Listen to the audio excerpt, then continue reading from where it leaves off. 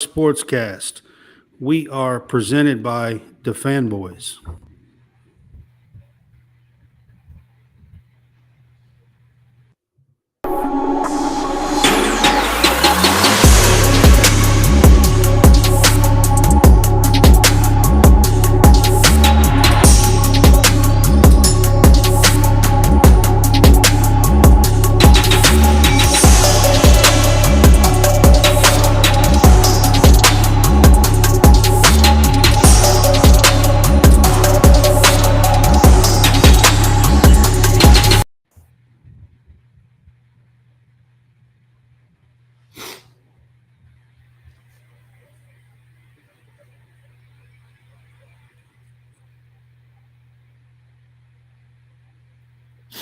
Brad, let's go. This is again a running joke here. Yeah. There you go, frozen bread. Brad, turn your mic on. You're muted. You don't know. He You got doesn't to table to it. You got to table it. Oh, can you guys hear me now? There we go. There we go. There we go. There we go. I still can't hear you. All right, now I can hear. I can hear now. I couldn't hear. I couldn't hear. Could y'all hear me messed up at all? No, we couldn't. You was muted. You had your mic muted. Yeah. It All mutes right. my mic when it plays that music. All right, guys. Welcome to College SportsCast. We have a special guest with us tonight. We have Auburn baseball coach, Coach Thompson, on with us. And he's agreed to join us. Him and John Roberts have worked together in the past and have a little bit of a relationship. So we appreciate Butch being on with us. How you doing tonight, Coach? I'm great, man. This is fun. Coming along with you guys. We've had This has been interesting. we've had issues getting you on, so we appreciate you being on with us. We have John Roberts, What's up? Jason Harrison. What's going on? With What's us going on, tonight. people? And I'm Brad, and just appreciate you being on with us. So, Coach, we'll start out with so there's $1 renovation that the Auburn Board of Trustees for your baseball field going on has been approved. How do you think that's going to help your team in the future?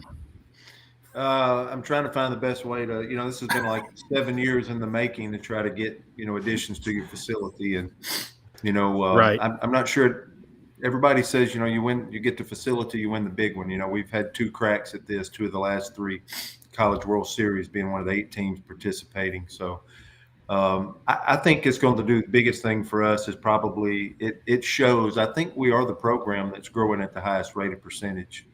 Ole Miss just won national championship. Mississippi, they've won the last 2 national championships and done an amazing job. But if you start talking about fan engagement, students coming online with, being able to get this facility finally online, playing at a pretty high rate, we got a lot of things going for us. And I think this is I think the driver for us with this deal is it's going to really help us in recruiting. If it's a drive-by, if you will, as young people are driving by coming from Atlanta, we're geographically located in a pretty good place.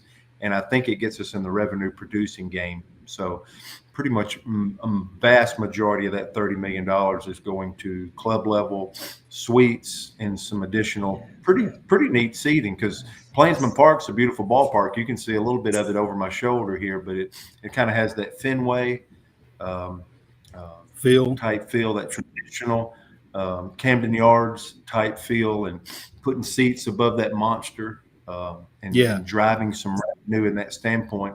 Before, where we had lacked with our peers, we've got a beautiful ballpark in a good part of campus. But this revenue piece, because basically all we had was season ticket options, and a lot of teams in our league have really beaten us to the punch on some of this extra revenue and premium seating, and I think this helps us catch up immediately. Cool. I mean, I know anytime I'm sure it's taken you a long time to get this in place and everything, but I know that it's, recent approved and stuff. So I'm sure you and the staff and the team are looking forward to that. So, John, you got a question for Coach? Yeah. So I know that the last couple of years y'all have been in some of those tournaments, those early season tournaments, and with the opening day coming up next week, and y'all in the first in week 2, y'all travel out to Southern California to play USC. How is that going to be different than, because I know you guys get to play multiple teams in a neutral site, now playing, a Power 5 team at their place early in the season. How is that going to be different than the last couple of years? I think just playing one team, there's probably a little less of the pitching aspect, because when you play 3 different teams in 3 days, it's not the matchups and all that become a little deeper and a little richer. And maybe are you going to see their 1, 2, and 3, or are you going to wind up seeing a different combination? So right. Andy Stankiewicz just took the head job at USC. So for college baseball fans, he's been at Grand Canyon the last few years. Was an amazing big leaguer. Was kind of played all over the infield for the Yankees. I actually had I think I spent 3 years with USA Baseball with Andy. He's an amazing man. This is a huge step for him to go from Grand Canyon to Southern Cal. And, that was one of the most storied programs before LSU won 5 in 10 years. That Southern Cal was one of the strongest brands in college baseball. And Andy's, that kind of guy that can get this restored again. Hopefully he waits till after we leave second week of this season to start doing that. But, we opened up in Arlington last year, Texas Rangers ballpark. It was just beautiful, gorgeous. I think we played Oklahoma, Texas Tech, Kansas State those 3 days. We'll go back there in 25. That's one of the best venues in the world. That's a dome. You're going to get 70 degrees inside. I think we're at Jacksonville, Florida next year. We're trying to take that one trip, and this is a tough opener for us. We got 24 new ball players on this ball club. We lost 8 good ones last year, and right. We do open this season with Indiana, and I don't think that's anything to sneeze at. I think that's going to match us athletically with how many new players we have. So we're hitting the ground running, but at the same time, the positive is we're going to know exactly who we are after 2 weeks of playing a Big Ten team at home and then going cross country and back. We're going to know a whole lot about us instead of easing into a couple of weeks. And then we'll come back, and that'll give us a couple of weeks to really hone in and get prepared for that tough 10-week SEC schedule. Yep. Right. So you do open at home in 10 days against Indiana in a 3-game series. How do you expect to open and, have the season open for you? Yeah, it's really hard to tell the preseason. Some people with us going to Omaha 2 of the last 3 years, I've seen us rank between 17 and 301. So, and I'm the head coach, and I'm with these players every day. I don't even know. So I guess this is good to talk about before season starts. But, if you got new players, right. 2 of our 3 starters on the weekend may be brand new. So until they get out there, I think there's one thing to how you practice and how you go through fall. I think it's another thing on how you absolutely hope they get 15% better.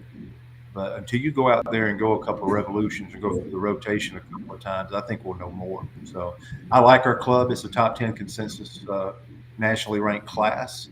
But we lost, 8 guys last year. We lost 5 pitchers in the top 12 rounds. That's hard for a college baseball team to immediately recover on. Replace. Right. And we didn't lose I don't think we lost talent, but experience means something in this league more than any other.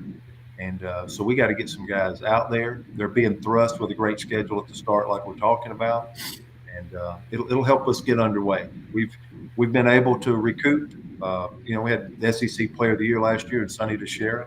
That's a tall ask. That'll take more than one guy in the lineup to replace Sonny and Rambush at the top of that lineup. But we got some pieces. Nate LaRue solidified himself as one of the best catchers in the SEC. Cole Foster had a great postseason. He'll move over to shortstop. Kason Howell's been in center field for the last 13 years, it seems like. Yes. We're pretty good. We're pretty good in the middle, but the acid test for us is can Joseph Gonzalez, who's an amazing pitcher from Puerto Rico, probably our number one, threw 12 scoreless innings for Team USA after our season.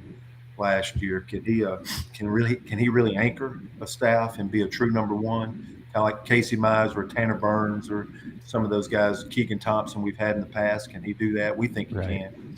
But we got to have some new guys come on. Blake Burkhalter was the highest drafted reliever in college baseball, second round of the Braves last year. You don't just wake up and have a closer. Blake was not as successful closing games the year before, found his stride and had an amazing year. Got us through that Oregon State Super Regional, which it was amazing. It would have taken an amazing pitcher to do that, an amazing team to do that, because Oregon State, that was our 7th Super Regional. They've never lost one. So that was a real closer to help pitch us to Omaha last year. We're going to need somebody to fill some big shoes there with Sonny DeShera, Blake Burkhalter, a couple of big places. I'm not sure we've absolutely, filled the void yet. I mean, you touched on going out to Oregon State and going out there and winning, which something that nobody else has ever done. Talk about that experience, because that was something that not only were y'all out there, but I think the Auburn track team was out there doing the national championship, doing nationals out there, and I heard they were a big contention at the stadium with the loud cheering section. Yeah, Auburn. Scott Duvall was with them, and of course they brought him out. And John, you and I were together at Auburn, and you guys that have played in our league and fans of our league, man, when other teams are there for you, 2,100 miles away, and that track team being in the crowd, you can feel them. It might be 70 of them, but you absolutely can feel them mixed in with those thousands of people that are against you. That was pretty cool. That was a national championship track tournament at Oregon. We're playing at Oregon State. Was a lot going on for us. We had to stay an hour and a half away. We stayed basically back toward Portland in a hotel, which was a really tough, challenging situation that our guys did a great job with, because you had that national track tournament and you had graduation at Oregon State. So we had to stay an hour and a half away, which was, hopefully that doesn't happen to another team moving forward in postseason play again. I think I've made my peace and spoke my piece in that manner, but our guys did an amazing job of not making excuses and finding a way to win in a very tough environment. Oh, yeah. Well, Coach, so I was doing a little at D1 Baseball's rankings. There's 9 SEC teams ranked in the D1 Baseball rankings. And you guys are slotted, according to what I've read on the D1 ranking, somewhere in that 20-29 range. What I wanted to ask you about is you guys have series against ranked teams, and 5 of those 7 are on the road in the SEC this season. You guys are going to Florida, Alabama, South Carolina, Ole Miss, all on the road out of 5 of those 7 series. Then you have 2 at home, Texas A&M and LSU, and so it's a tough schedule. Yeah, we wound up like with the 4th RPI strength of schedule last year out of 300 teams. That's a big deal. We're going to have that again. That's on paper. We haven't talked about a home and away series with Georgia Tech, so that's a pretty good college baseball schedule.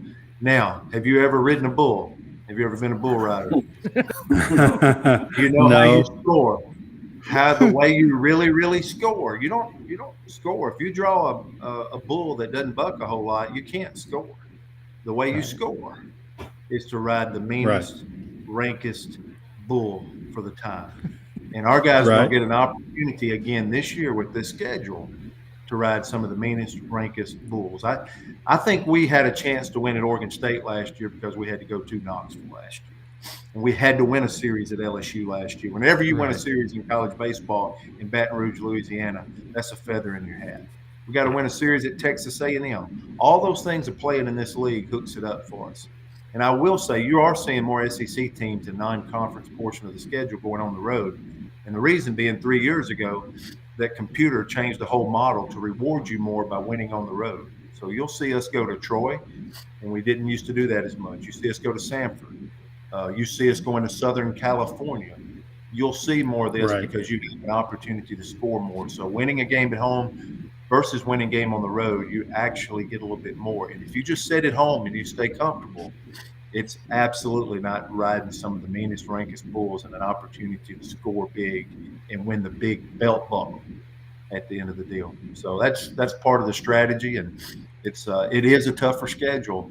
But if you can hang and win your share with one of the toughest schedules in America, you get to host regionals, and you absolutely get the benefit of the doubt when teams are breaking. When committees are breaking these teams down and position them for postseason. Right. Oh, I agree with you. I mean, the tougher schedule you play, the more prepared your guys are going to be. So, yeah, and we'll take either way. But Jason, that's the way this thing's it's going to be a tough sled. Jason, I think you had a question for Coach about the transfer portal. I do got a question. Also, I have a comment. I do believe the last time I was in Auburn, I went to this dorm and it had the most beautiful view of the baseball field. And I want to say, I could be wrong, the dorm right across from the cafeteria is a co-ed dorm. If I'm not mistaken, I think you guys have an advantage in recruiting right there. But my question is, with the transfer portal, how has it changed the landscape for baseball? Because we already know what it's done for other sports, not only in the SEC, but throughout the country. How has the transfer portal affected your program, Coach? Yeah, last year, like having Sonny DeShare that came from Sanford, from Sanford University, hit 270.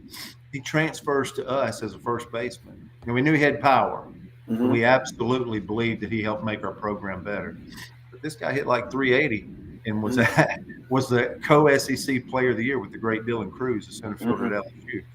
I mean, that's winning in the transfer portal right there. And, we got some arms. We had Tommy Sheehan from Notre Dame that pitched in the regional and the super regional for us. So it's been good to us. I still want balance. If you feel like you can get a player and a family to turn down $1 million and delay the major league draft for 3 years, we have to take that player. We're trying to get, still trying to get the valuable high school player that will delay going into professional baseball for that 2 or 3 years, according to age. Come to us if we can get 2 or 3 pieces of that transfer portal, because one thing we have seen as a benefit is to stay older, right? I mean, it's just this 22-year-old version of somebody more times than not is better than the 18-year-old version. We see that over and over, but I do want guys getting degrees from Auburn University, or if they were at Ole Miss, or if they were at Kentucky. I want them receiving a degree from these great schools that we have in our league. But, we're balancing the transfer portal. We want guys to have more of an experience than 1 year, although some of these grad transfers, they've already had their 4-year experience. So we're trying to balance these things, and everybody's working off about 3 months ahead because it's hard to go further. There's no 5-year plan in college athletics. We are still trying to figure out day to day, because this is flexing. We're talking about these collectives and the name, image, and likeness. The NCAA just handed down brand new legislation as soon as last Saturday. So this is ever evolving and a duck and a dodge. So no coach at our level, a Power 5 level, needs to get ahead of themselves. And you absolutely are staying in the moment. You are making the best decisions on what you think are going to leave. But for us specifically, for our program, we understand that it's good to have some older pieces, and we're still trying to get some of the best, high school guys. And I played at Itawamba Community College, Fulton, Mississippi.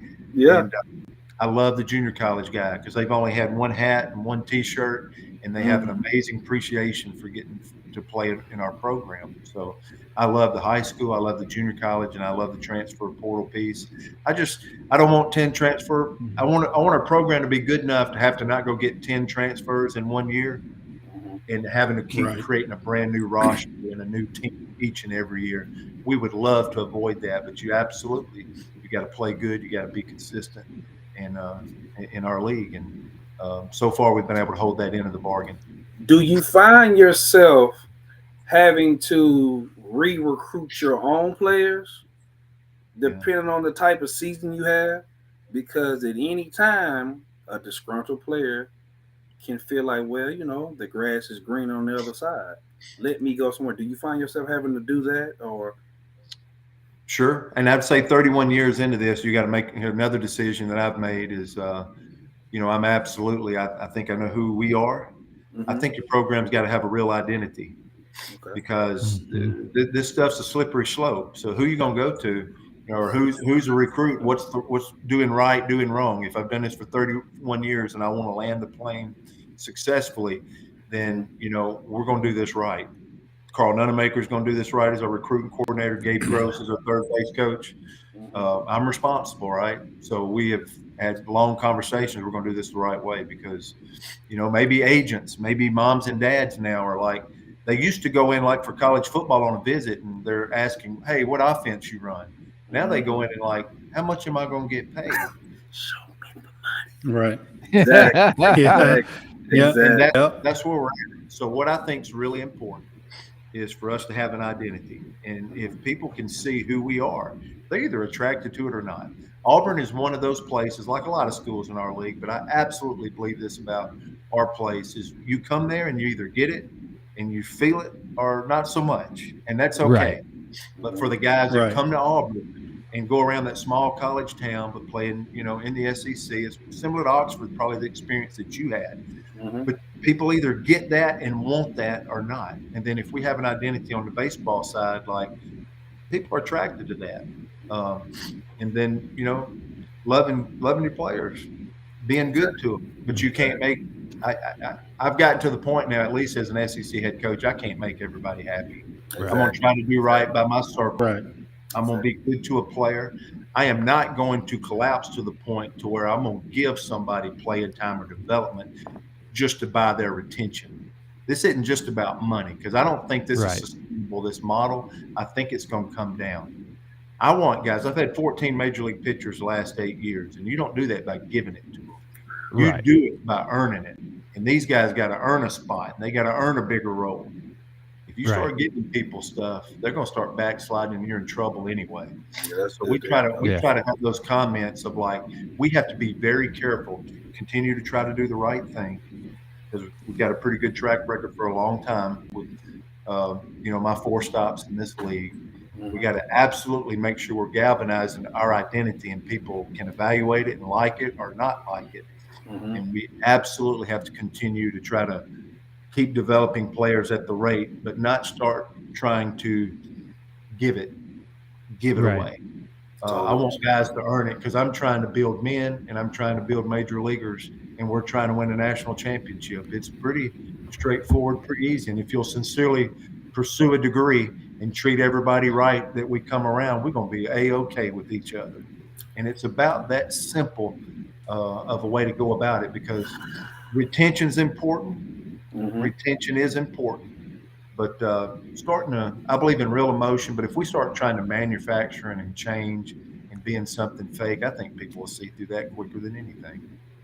And with the NIL that is here, and I know you're talking about some of the, dealing with the players that may, if they're in it for the money, but I know that with the NIL, it more just gives the opportunity that you could make some money, whether if you're doing it about the right way or anything like that. Do you find that it's easier maybe to recruit high school players because now they're not going for, or maybe because of, they can put off getting that signing bonus, or that whatever for the draft in the first at 18, and they can get the development at an SEC school, also at some point possibly make some money where the restrictions aren't so bad, like it was before NIL, something like that. Do you find it a little easier to recruit high school players now? My thoughts are a few, right? Yeah. So if somebody's going to turn down $1 million, and let's say in the major league draft, the amateur draft, and forego that and try to go 3 years and hopefully try to improve that stock, right? Right. Then, in the past, Auburn, Alabama has been probably the toughest state, from the scholarships. Yes. Auburn's not offering a lot of incentives. We got an average of the last two freshman classes of 28 on the ACT, and we had 40,000 applicants last year at Auburn University, and we're only taking 5,500 students. So we're not providing any incentives for anybody to come. So it's all scholarship, and we don't have the Hope Scholarship. When I was in the state of Mississippi, man, we were trying to drive to get people to come to the state of Mississippi. And when I was in Mississippi, you're trying to keep them and you're trying to get people to come to the state. And when you have that scenario, you're offering incentives. Arkansas has the border state stuff. Oh, wait a minute. Okay, so Texas borders the state of Arkansas. That's pretty fertile recruiting ground in any sport that you're talking about. Louisiana has the tops, the bright futures in Florida. So, yeah, we've been up against a lot. The NIL is an opportunity for a program like ours.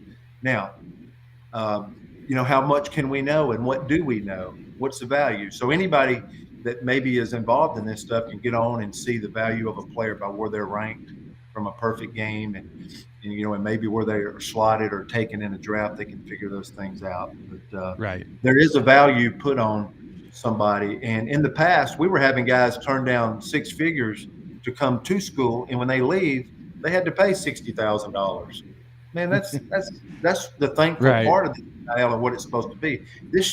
I don't even want it to be for rims and tires and all this type stuff. Right. But what I do believe, when I say college baseball, I'm not going to compare it to the other schools. Let me just compare it to our volleyball team, which I have 3 daughters, and I love my girls. I affectionately call them strike 1, strike 2, and strike 3.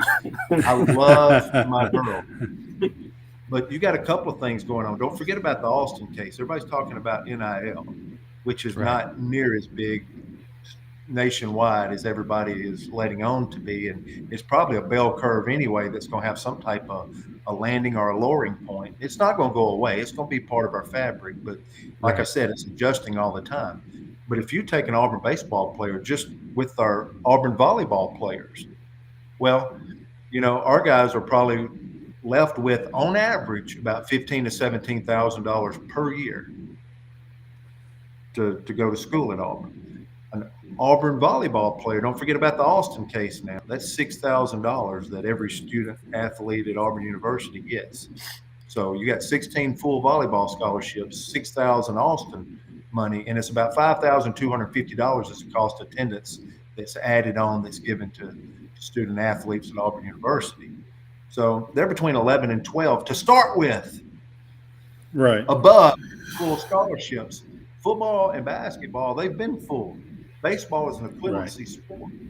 Right. The baseball coach is still just trying to figure out a way. Can we get guys that when they play for you for 3 years, that they shouldn't have to turn down $750, pay $60 to come to you, and then come back out? Man, if a guy could leave our place at the end of 3 years, and let's say he could go to Hamilton's or he could go to Acre for a good meal a week, somewhere like everybody would like to go to, have a little bit. But if he didn't have to pay any debt when he left our program after 3 years, and he got a little spending money around something basic, man, that would be good stuff. So even compared on our own campus, and I want those volleyball girls to get every bit of it. So hear me right. I want those girls to get every bit of it, but I want you to understand the baseball coach is thinking a little bit differently on this NIL stuff. Right. They're absolutely, can we get our guys not to have to pay? So let's say, and I don't even know what the averages is, and I'm never going to get myself in trouble with this deal here, but let's say an Auburn baseball player is getting $15,000. I bet it's going to pay for his school before it goes and pays for all this other stuff that we hear about in this chatter world. I guarantee you in the Southeastern Conference they're starting there. Now, the other piece is when people are getting different values in the same clubhouse, and I can see that being a challenge just in everyday life because we're all human. But I have to tell you, man, those high school guys, the world's going to know it. The collectives around the country is going to know he's got a chance to go in those top 5 rounds of the draft. Right. They know those guys. They cost more. Yeah. And the other place, if you think about it, these grad transfers are good. So, Jason, back to your deal about like a grad transfer. If you're going to put something in it and go a transfer, a grad transfer is the way to go because cost of attendance is a little bit less for them because they're taking some of these extra additional coursework for a year instead of having to pay that full out-of-state tuition. Right there. If you're going to give somebody – if somebody's going to give somebody a little more money, you make a run at a grad transfer, looks like the way it's going to be because they're only going to be there 1 year. The problem is if you're going to commit to something, I would imagine if you're one of these collectives and you commit to something, some of this money and stuff, then you have to look at this deal and look like, all right, well, I gave this kid in football $100,000. Well, you really gave him $300,000 or $400,000 because you're going to have to – you want retention, right? Or are they going to leave? And that's one good thing about the grad transfers. It's like a one and done, if you will, for the first time. Yeah. You do something to go get somebody that's a great player. If I think this guy's if a collective thought this guy was a 3-hole or this guy was going to be a rotational pitcher, that's where, maybe some value is going in for somebody. And it's fascinating to me to hear how people are doing this. And then it's fascinating to me to hear how people don't have it right. Things still aren't hooked up. We had a deal that come out a week or so ago of a football player that was going to get all this and all that went apart. This is ever evolving. Yep. I'll just go back to the simple basic of being able to make it a little bit better for an equivalency sport to where somebody is getting their school bill paid. That's kind of where college baseball sits today. We kind of touched on that last podcast when we talked about, not the last one, but the one before that, when we were talking to Burns, that we feel like it should be a cap because we kind of mentioned when basketball back in the day and football that these incoming athletes would get huge contracts without proving anything. They were very unproven until they started putting the salary cap in. So I think that the NCAA has to come in and put a cap on something because the kid who had signed with Miami, it was Florida. He had committed to Florida and $13.6 million. I mean that. Yeah. And like Brian said, out of high school, that deal had to get shut down because if that deal would have went through, you would have seen outrageous number. And I can say, hey, I used to be a coach. I'm losing hair. I'm not as great, but I think every coach will have a head full of gray hair, knowing that a kid is coming in making more than their assistant coaches and putting your program in such a disarray that kid right there might be a problem if he's making that much money too soon. Yeah, and I'm not sitting here acting like an expert. It's like all these stuff I hear, and even just having a conversation with you guys is uncomfortable for a head coach. Honestly, if that makes sense. Yeah. And then personally, what I hate the most, because again, we got into this to make it better. And if college baseball can make it better for our families, because I've been in this league for 21 years, and our families have been left to pay a lot of money through all the schools. If we can make that better, man, there's a good piece to this. But can we keep finding the good piece? But as a coach, what's concerning is that I don't make those decisions. Right. However that stuff is going on, and a coach likes to have control and know what's going on. Right. And this is a tough time to coach. And you know what? If a player winds up not working out, let's say somebody absolutely invested in them, they're not going after the kid. They're not going after the student athlete. They're going after the coach, right? Right. You're right. This is a new day and time where we don't feel like we have as much control. And I would love to see you use the word cap, and I think that's a scary word because now there's lawyers involved, and that's why this wind up. It probably came on board a little sooner than everybody wanted, but it did because of the threat of lawsuit. You're right. Okay, we got a couple of things. There's a lot going on in California right now, and don't forget, you can't shut or button this thing up. There's another piece to this. It's not just the NCAA. It's every state, and every state has its own laws. There's 50 different interpretations. Unless Congress steps in and does some kind of legislation. Well, maybe that's next week. And right. Yeah, I'm just saying, but it is each state. Yeah. That fast, I forgot that baseball players were not on full scholarship. When you said that, 11.7. 11.7. You might know this guy, Kenny DuPont. Used to always, you remember DuPont? Kenny DuPont used to always come in and say what he was having to do. And when you just mentioned that, I forgot that quick that baseball players were not on full scholarships all the time. Exactly. Yeah, he's a great coach down at Holmes Community College. He's down in South Alabama now as a junior college head coach. I was down at Holmes with him. I was down there for 13 years. So, I trust me. Plenty of stories that guy told. We go, and Roy Oswald is his guy. Roy's the best. Roy's the best. Yes. Yep. Well, Coach, quick. I want to get you back. I want to get you back to your team. Yeah. Okay. For this year, talk about your pitching staff. What do you expect on your pitching staff this year? Starters and close and looking ahead for the season. Yeah. We still got a lot of growth, so it's okay to tell everybody they got to get better. So we probably got to throw a few more strikes, which what coach would never say that. And then I think the biggest piece, our best SEC staffs had more swing and miss than we're presently getting. So I don't know if that means we were really getting ready to swing the bat. Bobby Pierce and Nate LaRue and some of those guys we mentioned. But Joseph Gonzalez, Puerto Rican, is an amazing right-handed pitcher. He's a sinker ball pitcher, so he's kind of a throwback. But he's our number one pitcher, and he's worked with that sinker. Tim Hudson had worked with him a ton to get him in a good place, and hopefully he can put it all together this year and lead us. Chase Alsop had 24 appearances, I think, as a freshman last year. Hard throwing, mid-90s righty, big tree trunk lower half from Dothan, Alabama. Probably gets a chance to set in our 2-hole. Tommy Sheehan's got a chance to set in a 3-hole. He had 35 starts at Notre Dame in his career, so some of it's pretty good.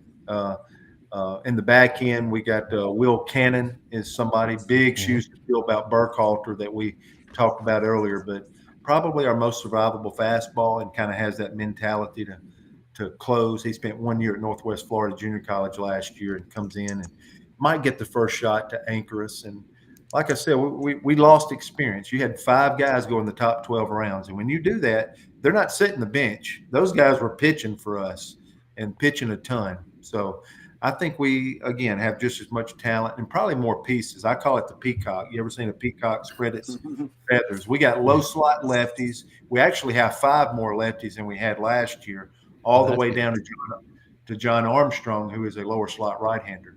So we have more matchups. It's just, how are these guys going to pitch with talent but not really have the SEC experience we had last year? And that will be the telltale.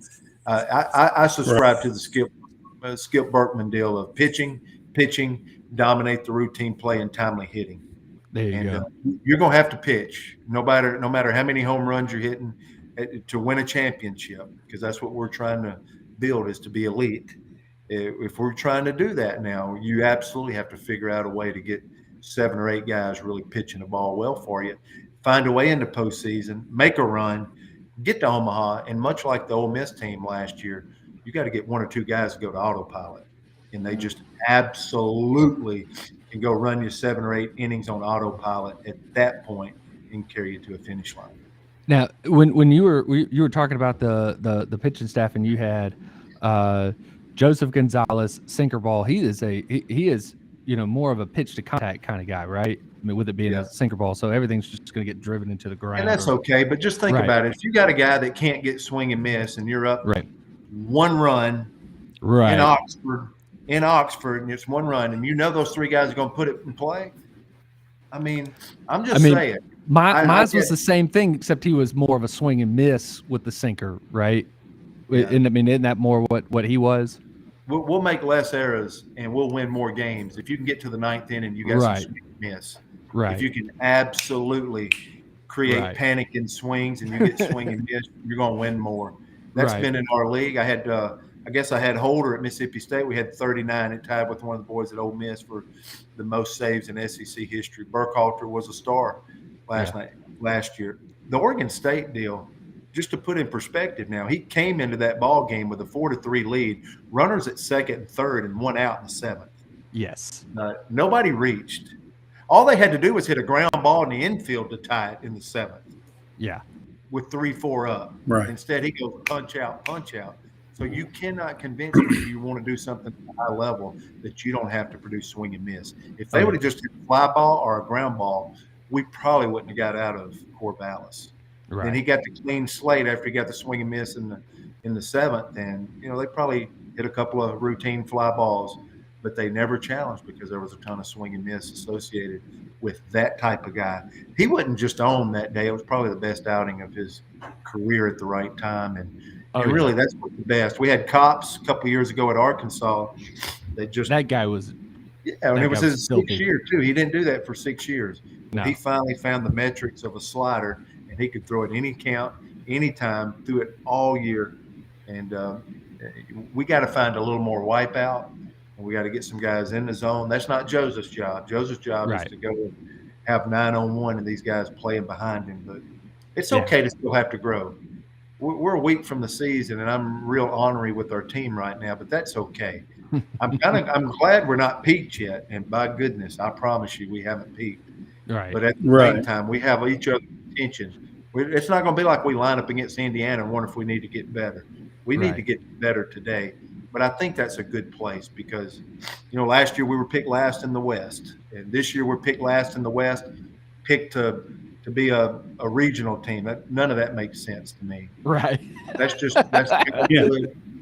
how good the West is, or the overall SEC is. Right. The top 30. The top 30 college baseball teams are amazing. So I don't even know what we're going to be, but I'm really excited. This is a fun group. They've done everything. We just, as the head coach, our players, we just got to get better every day. Right. And Sheehan came back from was it Tommy John, or is that what he had a couple of years ago? Yeah. And so he had it and then come to us at a few months, and he was lousy all year long. We put him in there. He get blasted. He got in great shape. Right. He was backing up every base, backing up third, backing up home. He was running everywhere. And you know what? That was a really good investment for us because he locked it down for those last 5 postseason. I was about to say he was great. He got stronger and stronger as the season went on, but it seemed like he was still recovering at the beginning of the season versus the back end of the season when you needed him to be, what he is. It's a really good point. That was a veteran guy that was basically doing rehab stints in season, trying to get to a point, and he hung in there. And then when everything lined up, so I give Buddy a lot of credit. I looked the other way a lot, but it absolutely we needed him down the stretch. Yeah. So now I'm interested to see what he looks like when he's strong at the beginning of the season, and see what it looks like for a full season. Not like, hey, right at the end of the season, going to give you the best I've ever had. I want to see what it looks like. Right. I mean, the end of the season's great. He had to build up to that. So yeah, I want to see what it looks like at the beginning of the season. That's the way we're going to answer questions. I say, I'm telling you lack of experience. I'm trying to be as honest, give you an honest assessment as I can about the club. But somebody that's already had 35 appearances in those 5 postseason appearances, is 24 years old, that would really help me be a solution if somebody like that at that age could get the season started off well. Yeah. Good to hear. Well, man, it was great talking to you. This is this Coach, has been a blast. Appreciate you being on. I again to you on the air for some of the issues we had trying to get you on beforehand, but this has been the best 3 hours of my life, guys.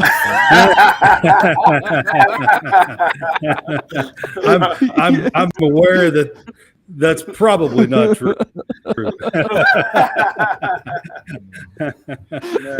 We appreciate you being on with us, though, man. Appreciate it. It's Coach, I'm out to make that fun. Oxford game too. I'm gonna make that Oxford game this year. You come see me, all right? You come over there. Yeah, heckle or whatever. You come by and see me, please. I'm not much of a heckler. I like to stay in the background, but I will come. Well, I look forward to that. And John, you come down to the Plains here soon. And I will. Kentucky guy, good luck with the all right. I don't know. Yeah. Hey, Kentucky baseball's probably way behind you guys, so You know We'll what? see. Nick Mingione, let me give him a shout out. I worked 7 years with Nick Mingione. I'm so proud of Nick being the head coach there. He's a good man. And, He our is. league's we're fighting and clawing, but, man, it's a pretty good fraternity. Oh, yeah. He's always really close. He's like one series away from, being able to do something kind of special there. So, hey, And don't forget now, it's good. We deserve our ribbon, and that's what this fan's for. We're building all this, and everybody has a right to all this. Let me tell you something. This is the best amateur baseball on earth. Yeah. Not in the county, SEC. not in the state, not in the region. Yes. In earth. This year, let me tell you, y'all look it up here, if y'all stay together and keep doing this. Opening day major league rosters, there will be over 100 former SEC baseball players on opening day major league rosters. Out of 750. Yeah. So Right. you can't even give coaches all the credit. This is like Proverbs, right? Let me preach for a minute. This is like iron sharpens iron. If you can earn your way and get on the field, this league will sharpen a young man. And I'm telling you, if it goes up about the tune of 5 or 6 added every year, it'll be over 100 guys. And I bet the number 2 conference in America is going to be 25, 30, 35 spots. Not even close, Coach. I looked this up. I looked this up about 2 or 3 years ago, and it was in the neighborhood of about 65, and that still dwarfed any other conference. And it was right around 65 a couple of years ago, and getting over 100 is nuts. If look at if us, it gets over 100, look at our team. 2019, we go to 2018. We drop the ball bounces over the fence in the super regional to be the last team not to qualify. 19, we make it. We use that adversity to make it. 20, and the same guy is the one that hits the home run that really sparks everything. And that's he stayed in the fight. He didn't quit. We didn't let him. That's right. That's right. 20, we got to COVID. The whole world gets that. 21, between our 2 World Series, in 21, we lost 9 one-run SEC games. Oh, my God. It's that fine line for Nick Mingione, for Butch Thompson, for every coach in our league. And just let me tell you, when a team does like that, we did in 21, and then we're right there. We're back in Omaha. We're hosting a regional the next year. Mississippi State won the national championship 2 years ago and did not make the SEC tournament this past year. Our league is incredible. And fans, I get it. But I'm just going to tell you, it's the best amateur ball on earth, and it's that fine of a line. Ole Miss won that national championship.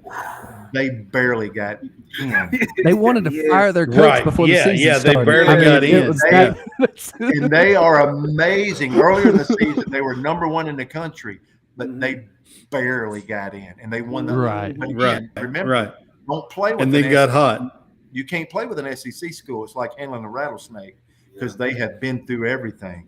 I mean, if you're going to pick up an SEC team, boy, you better know how to handle it. I mean, even the 19 team for Auburn, just how y'all were coming into the season, or how y'all were coming into the SEC tournament, coming into postseason, and just it seemed like limping in, and then all of a sudden caught fire, and boom, you're playing in Omaha, and it was just one of those where anything can happen, and it's that, and again, as you're saying, it's that thin line right there between being in Omaha or being in postseason and not being in postseason. And I mean, even when I was at Auburn with y'all, and in 2005, we're the number 9 team in the SEC, made a regional.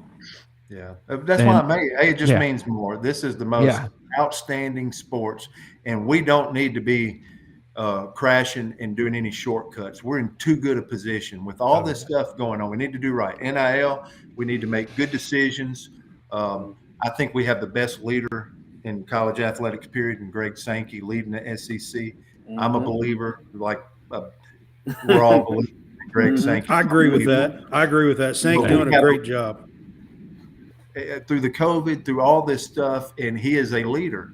This transformational committee, I mean, he is probably the strongest influence and leader in college athletics, and I absolutely believe in him. But we've worked so hard in all our sports, and especially baseball, because that's where every day my heart's focused on. And now that I've been in this thing over two decades. I protect every school in our league in baseball. I protect our coaches. I protect our student athletes. I protect our fans. And we have a great brand. We absolutely need to keep making great decisions and keep making it better. And whatever that is, we need to find out the one thing every day to keep making this thing good. But it's that final. That's what makes it incredible. It's like when I was a junior college head coach, we were better than 40 teams when we lined up. When I was in NAIA, we were better than the competition. Let me tell you something. Whether you play in Kentucky or you play at Vanderbilt, and it don't matter if you're playing them across the street, home or away, you're matched athletically when you hit that field. And that's why I absolutely love this league. All 14 schools that sponsor a baseball team in the Southeastern Conference is invested in that sport, and that makes it great. 100%. The SEC basically the best amateur league in the world, in my opinion. I agree. we had Peter Burns on about a week ago, and he said that SEC baseball was like a AA all-star team. This is the way he put it. And I mean, going to the SEC tournament and seeing the 4 out of the top 5 draft picks or whatever, at least number 1 and number 2, and seeing just a ton of top 5 rounds, top 10 rounds just coming through, and you get to see everybody play in one stadium. That is some of the best baseball that you'll see. Hey, and we got Texas and Oklahoma coming in this league. Jesus, in all our only adding right. to it to all 3 all the major sports. Coach, we got recruiting limo. Right, Jay was on with us, and he says you're to being a real leader. So I just wanted to say, put that up on the screen about you being a real leader. So just wanted to put that out there for you. All right, I appreciate Coach. That. We appreciate it. Yeah, I could play a round of golf quicker than this. Y'all be good. Yeah, I'm on. All right, Coach. Man. We appreciate your time, Coach. Man. Thanks, Coach. Thank you, Coach. Yeah. Thanks for letting me hang out, guys. All right, have a great night. Appreciate it. All right. Thanks, Coach. All right. Well, that was awesome. It was pretty awesome. Hey, he broke down a lot of stuff that is, especially for the baseball side, talking about trying to cover cost, because of scholarships and the scholarship money and stuff. I mean, he done a real good job of breaking down when it comes, I thought. Yep, he did. And that's something that I've heard him speaking to baseball alumni, where he's gone through and done a lot of stuff like that, because he is one of those outside the box thinkers that is out there going, what if we change the have turf, and we work on speed and stuff like that, and just turn our team to speed, and you become the Oregon of baseball, for referencing Oregon football, and just having nothing but track athletes. I mean, there's been stuff like that where everything is just where he's thinking about everything, every little detail, and it's pretty awesome. And that's why I really wanted to have him on, because I knew that we would have at least one question that would get him going. And anything. He was great recruiting with NIL, and that's where he went. Yeah. And I knew that it didn't matter what we did, we were going to find something. And it was, And I'm glad he stuck around because of all of our technical difficulties. I don't know. So, I apologize to everybody. But I'm just thrilled that he stuck around. Great. That's why I said stay positive. So. Great vibe. Stay positive. Yeah. It was great. He was great. He was great. I had to open up our live cast feed in off of 2 different things, trying to get him on. Wow. And when that happened, it created different rooms. So he was sitting in a room and we were sitting in a room, and we didn't know that each other was, so anyway, there was the whole process. Yeah. There was a whole process trying to get everything in there. And then I think because it created both rooms, it also created my stuff to be slower because there was two things going on at one time. Anyway, Right. it was a whole big deal, and we're really happy that it did take us a while to get all this done. It took us about 45 So- minutes to get started, and then instead of him being Yes. around for 20 to 30 minutes, he stuck with us for 52 minutes. I told you, if we Right. get somebody on that says going to be on for 15, 20, they're going to keep talking because, hey, great vibes in here. We just Great vibes, Right. man. Yeah. you get him in, Yeah. and all of a sudden, So he we're was rocking. with us like an hour and 45 minutes, something like Yeah. that. Yeah. Don't know how that Right. happened. Sorry, but Right. yeah. All right, guys. I'm going to hit this on the Prize Picks. We're now sponsored by Prize Picks. You can go to prizepicks.com and use promo code CSCAST to get a 100% deposit match up to $100. It is daily fantasy sports fun. You can go on there and pick a sport. There's over 30 sports to pick. There'll be NFL, NBA, college football, baseball, basketball, and you can pick players, go high or low, and have a little fun. But when you do that, help support us, College SportsCast, by using the promo code CSCAST. And you will double your initial deposit. So we appreciate you doing that for us. Guys, I think, John, you have another announcement for Thursday, don't you? Yes. So we will have on Thursday Chris Marler of the Saturday Down South podcast. He and Connor O'Gara do a podcast. Mainly cover a lot of football. They will touch on some basketball and stuff like that. Both of them have been featured on Paul Feinbaum. So this is a huge get here, getting Chris Marler of the Saturday Down South. He's going to be a doozy of a person because he's going to be all over the board. It's going to be great. Very So much he's an going to be with us instigator. Thursday night, I think at our regular time, right? Regular time, yes. Yeah. 8 o'clock Central, 9 Eastern. Mhm. All right. So we're excited to have yeah. Chris Marler, Saturday Down South, with us on Thursday night. Yeah, so it's gonna be this one's gonna be awesome. So we can. He's the guy you want to go have a beer with.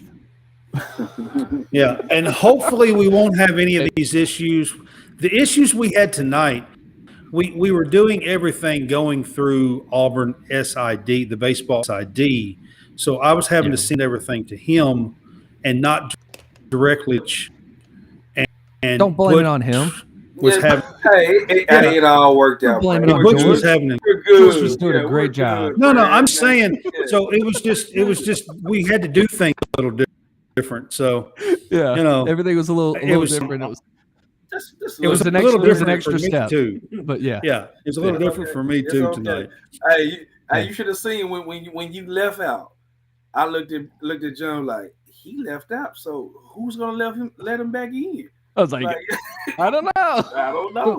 We're gonna have trouble. Well, so I thought, honestly, guys, when I left, I thought when I come back, I would come back to the same room, but apparently I didn't. So, you know, I don't know. Hey, we worked it out. Great show. Yeah. Wow. All right. So we are presenting Fanboys, and our 2023 Defend Boys nonprofit organization is Home Force. We are asking that you give to our troops who have been injured or wounded in battle, and this Home for Our Troops builds homes for those injured veterans, and for every dollar that you give, 90 cents of it goes towards building homes for them. You can do that at www.hfotusa.org. So we're always trying to give back to the troops as well. So, Yep.